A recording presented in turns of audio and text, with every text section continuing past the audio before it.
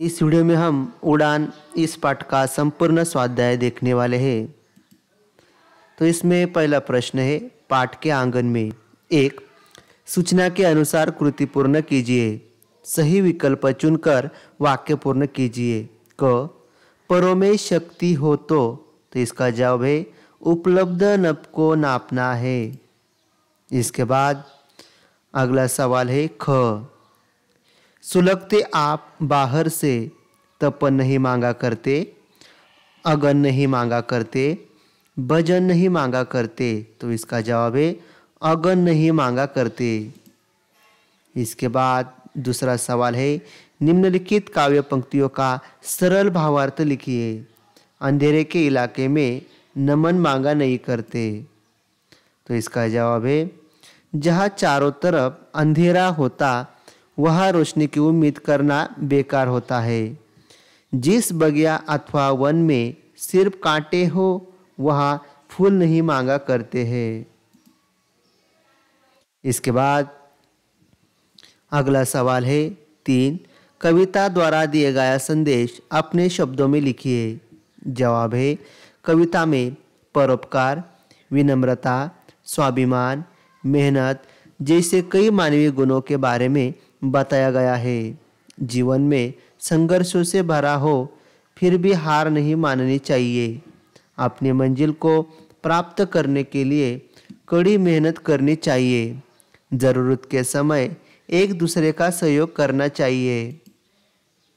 इसके बाद चौथा प्रश्न है, कविता में प्रयुक्त विराम चिन्हों के नाम लिखकर उनका वाक्य में प्रयोग कीजिए।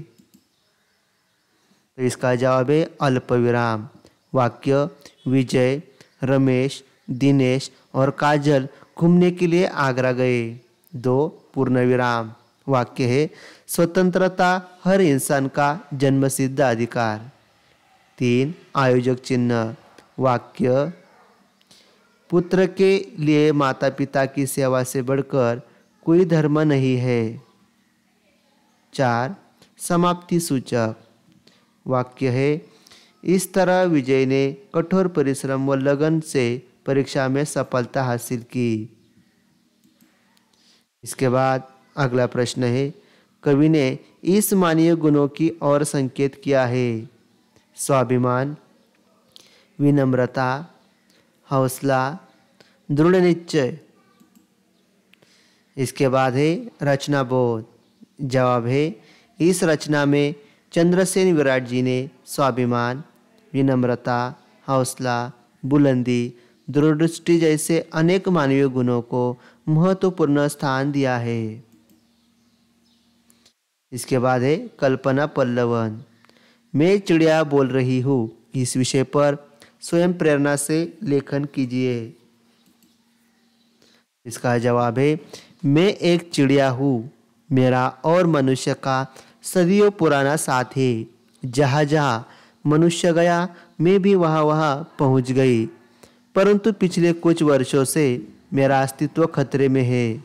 पहले घर खुले खुले होते थे, उनमें बरामदे, बड़ी बड़ी खिड़कियाँ आदि होते थे। हम घरों के आलों में तस्वीरों के पीछे अपना घोंसला बना लेती थी, आराम से अपने बच्चों को बड़ा करती थी। घर के बच्चे हमारे लिए दाना पानी भी रख देते थे, ताकि दाना लाने के लिए नन्हे बच्चों को छोड़कर हमें बाहर जाना न पड़े। परंतु आजकल के छोटे छोटे घर अधिकतर तो बंद ही रहते हैं, खुलते भी तो केवल बाहर जाने के लिए, उनमें भी पर्दे पड़े रहते हैं। हमारा प्रवेश वह कैसे हो। इसके बाद हमने जो स्वाध्याय है वह स्वाध्याय इस प्रकार उड़ान, इसका स्वाध्याय काव्य पाठ का स्वाध्याय हमने देख लिया है।